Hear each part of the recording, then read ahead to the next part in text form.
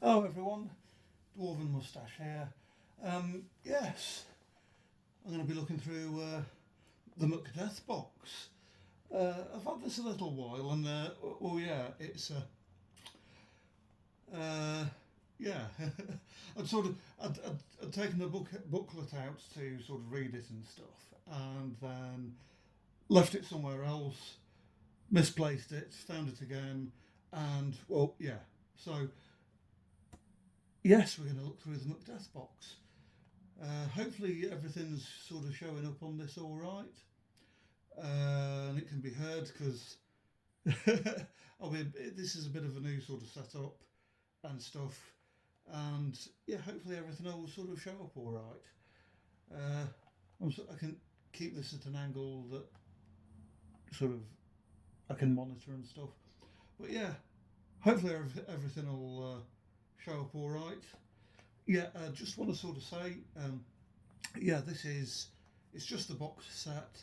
I don't have any other models, unfortunately, because I would love some of the models. Yeah, they're very expensive. But yes, the McDeath box set. This is, of course, it's a bit faded and stuff, because it's an old box.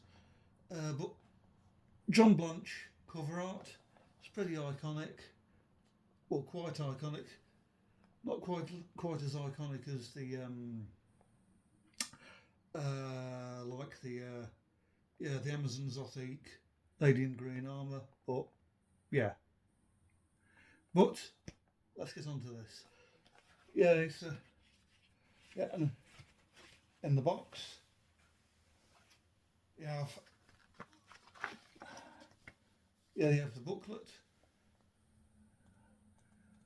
That's been used a few times itself, and we'll look through that shortly. But I'll move this over here, and when the box is empty, I will show you the back of the box. You get a bit of a poster, the map and stuff. There we go. Bit of a map.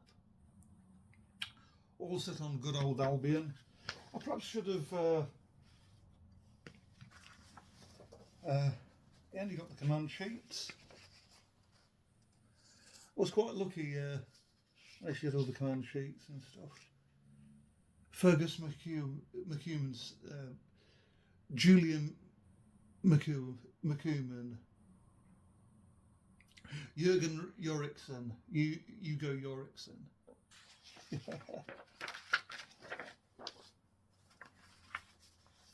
Yeah, battle standards, that stuff.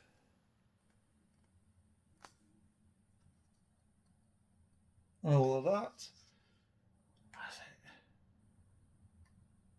Commander's Brief, Dungle Hells. Yeah, and it's one of the old campaign packs that they used to do. This is for about 3rd edition times and stuff. This is before they did all the yeah, and it's like for 4th and 5th edition fantasy. Of course, they rejigged the whole campaign packs, and you had was it Tears of Aisha and stuff like that.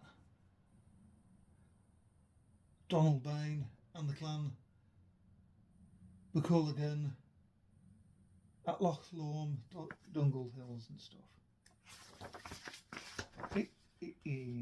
Come on, there we go. And the good old Scarlet. Looks like someone's got a tea stain on the front. These are almost new and feel like new sort of stuff, and it's Macbeth's garrison at Runsinane.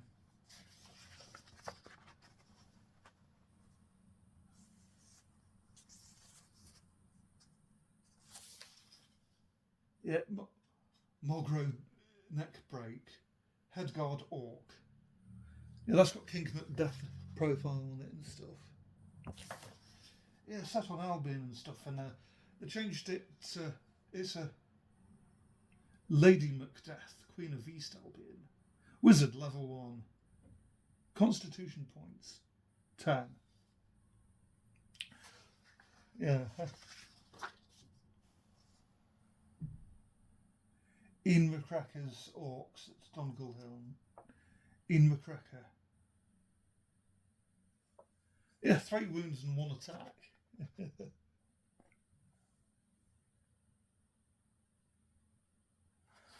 Yeah, it's. I'll get the. We'll go through the book list shortly, but it was just going through this first. Yeah, this has got banners and stuff as well. Yeah, it's. Yeah. That's the commander's brief. Today, the annual games against the Clan McGreevant are being held. Your clan and theirs are gathering at opposite ends of the game's pitch, just outside Winwood. An unwritten rule of the event is to lock away all weapons until the games are over. You are beginning to see the sense of this. The clans have fallen out over accusations of cheating, tempers have been lost and insults are flying, etc., etc.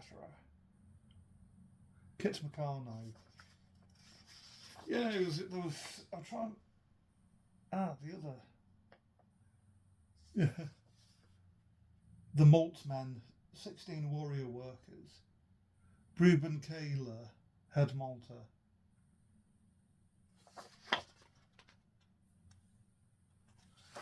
Yeah, I think there must be one of some of the dwarves in it. I think in the.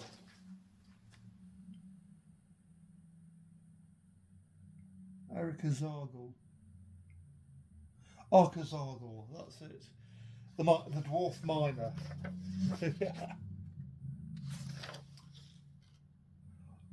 Yeah. Because at the time there was this whole miners' dispute in England and stuff for those in not England. Yeah. And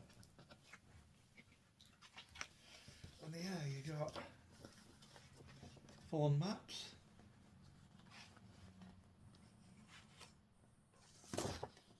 I might as well do it that way around. And you got one on the other side. I don't know why I don't try and use these for other sundry games. Yeah.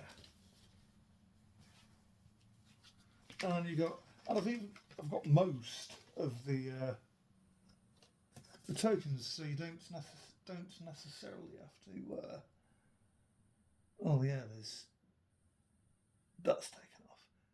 I don't necessarily have to play with the actual models, but yeah.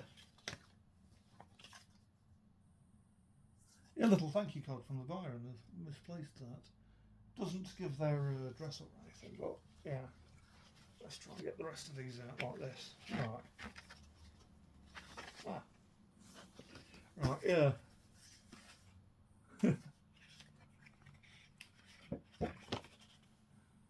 Yeah, the Dre cart and all the tokens. I think the vast bulk of the best.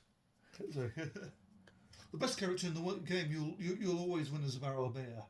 You'll always win. Oh yes. Oh yeah. Tree man.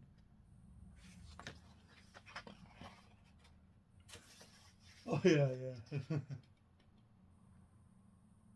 And yeah,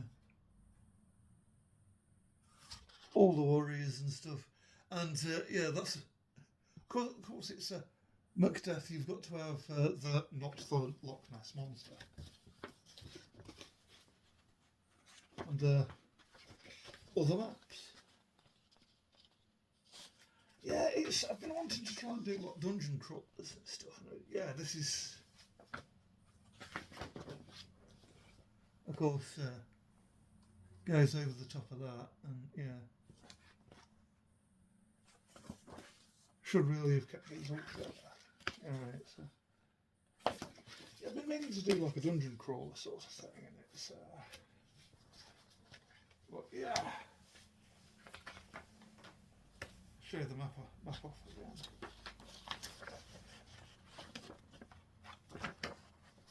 Yeah, it's the Northern Albion. It's before this did the whole because there was the Dark Albion thing. It wasn't there. I'll do the box. Yeah, that's what you meant to get in the box, and most of it's actually there. And then you used to get the stuff separately. Yeah, but there we go. This exciting Warhammer scenario contains a complete campaign, including a selection of full-colour models, also suitable for other role-playing, skirmish or tabletop battle games. Warhammer author Richard Halliwell invites you to the coast of East Albion, where the evil, sadistic and thoroughly unpleasant Macbeth has murdered the rightful King Dunco and usurped his throne. But, in the spirit of great tragedy, the forces of justice are gathered to do battle against Macbeth and his depraved minions. Orcs, men, dwarves and tree men fight it out in a titanic struggle for power, money and alcohol. Yeah.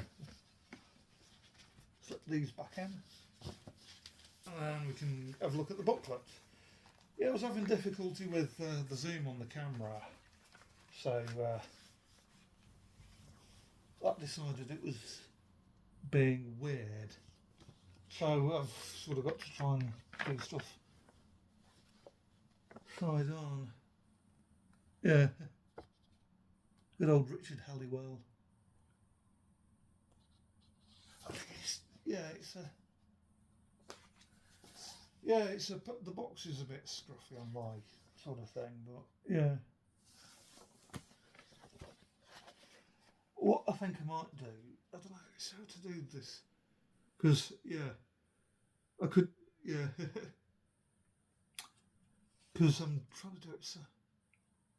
Yeah, you used to have like different acts and stuff. I remember reading this a few years ago.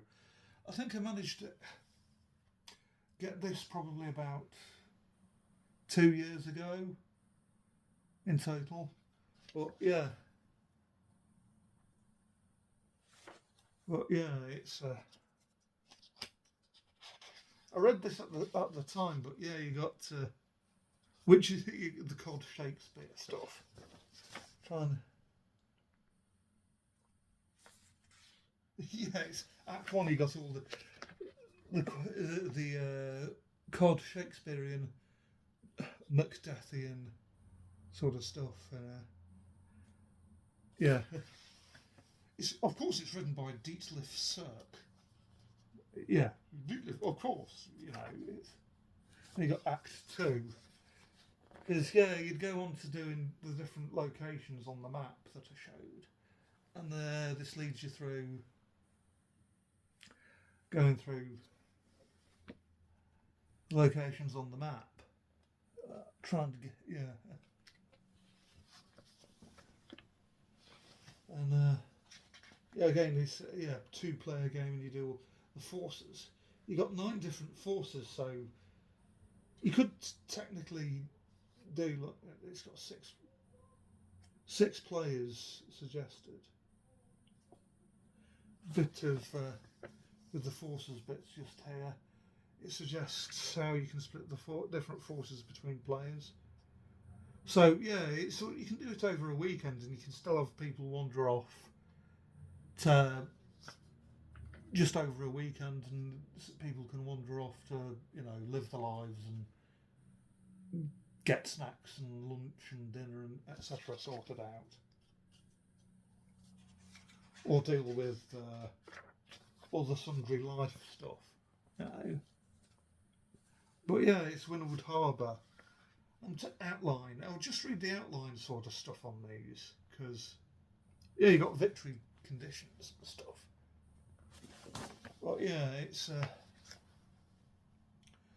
Wynnewood is the home of Clan Meccano.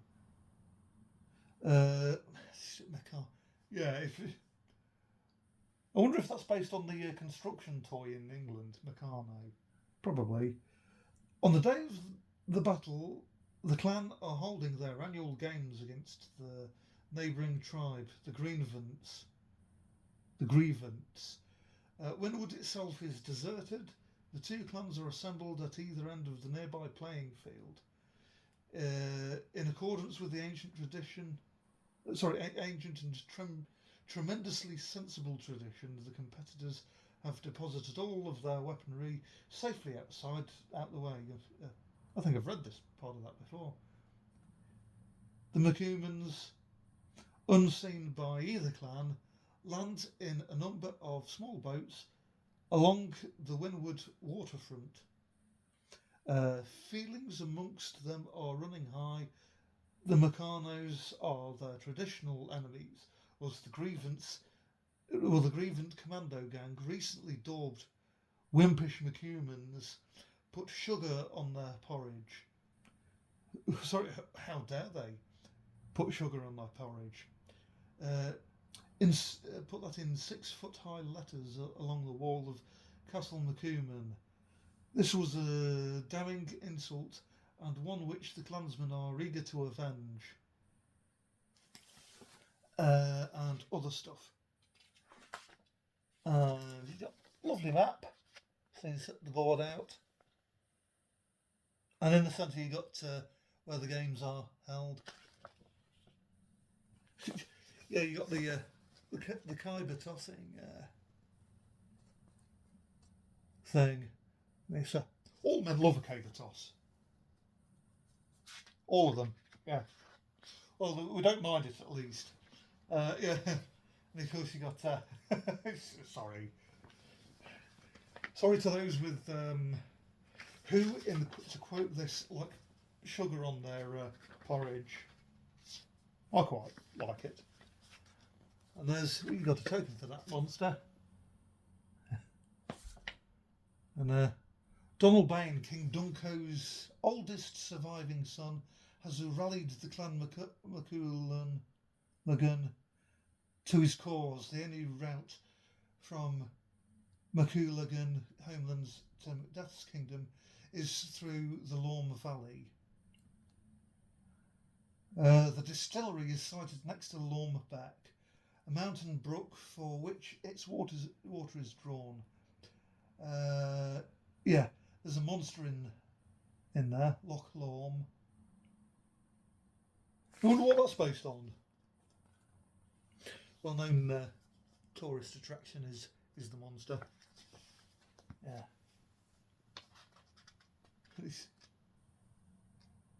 The Keeler Inn.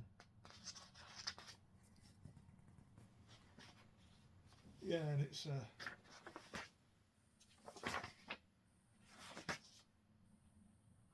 yeah. You got the monster profile at the bottom there, which is nice. And yeah, Dungle Hills is the next bit. Yeah, Dungle Hill was once a happy, peaceful and prosperous place.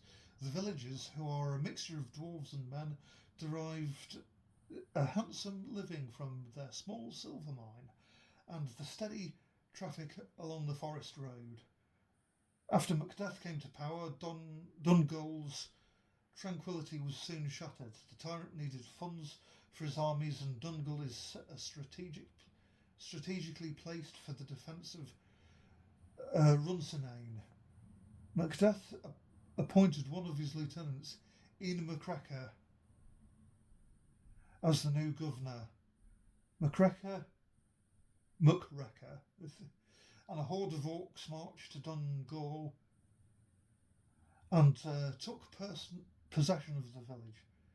Yeah, and it's the miner is yeah, and it's to the south is yeah, and in of course you got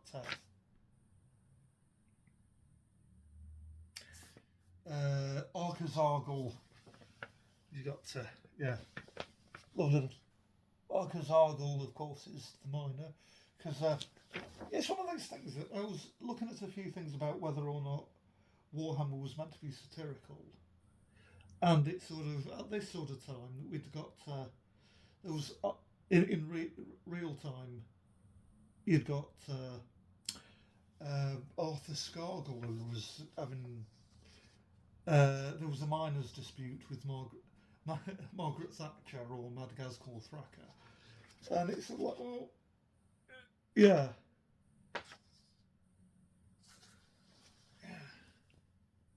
Yeah, and it's sort of like, well, it's at least started out as satire, humorous satire, and I suppose it's sort of like it's gone through several reiterations and stuff, because, what was it? 4th and 5th were meant to open up Warhammer and 4th and 5th edition Fantasy, and 2nd edition 40k were meant to sort of open stuff up to a new, much younger market, wasn't it? So I suppose it just became quite cartoonish, and then when it went to grimdark about the year 2000, it changed to a more, I don't know, it's a different sort of satire, but everything's meant to be, it's like the ecclesiarchy in 40k. It's meant to be very Catholicism to the extreme Catholicism sort of thing. But yeah, Runsinane Castle. Outline: the survivors of Winwood and Dungull gather at Bolland Glen, a highland valley in the Clinty Woods. The stringing of bows and sharpening of swords is disturbed by the sudden, unexpected stirring of movement in the wood's edge. Someone shouts, "Ambush!" and the company is thrown into abject panic and confusion. The warriors grab their weapons and armour and rearrange their clothing, while the leaders shout hasty, mostly contradictory orders. Massive forms stride into the glen, 5 ancient, gnarled tree men. The Arts warriors relax as the leading treeman gestures for calm. He introduces himself as Clinty. He is 2,000 years old and gave his name to the wood. His followers shunned contact and outsiders and were shunned contact with outsiders and were rarely troubled. Most of the local people believed they existed only in legend. The treemen were happy to be left alone. Yeah, and it's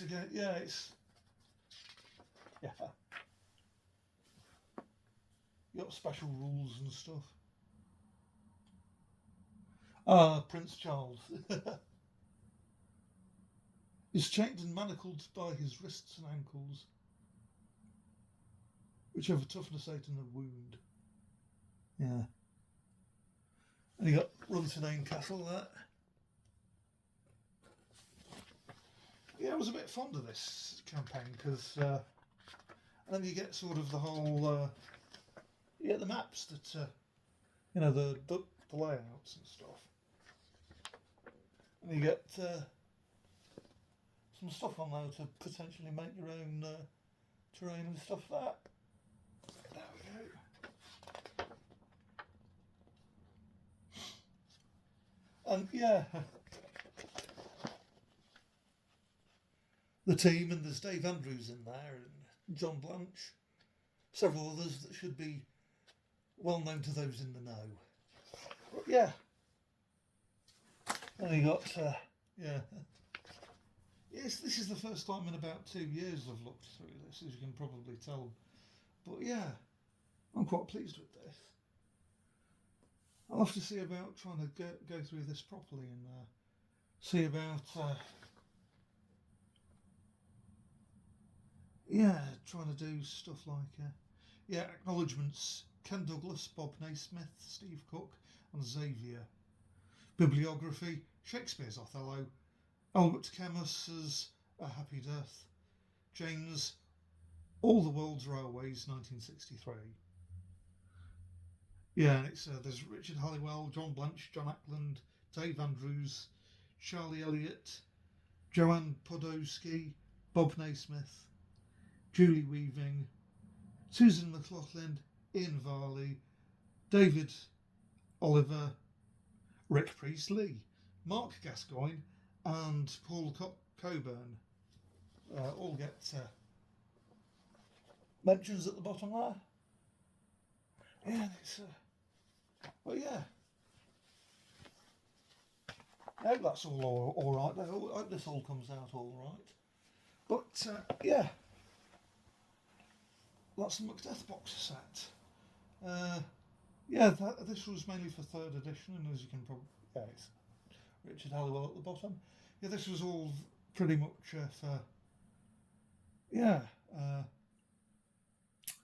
for 3rd edition. I'm glad I've got this. I'm trying to get together a bit of a third edition set of stuff, and yeah, I've got a few of the books.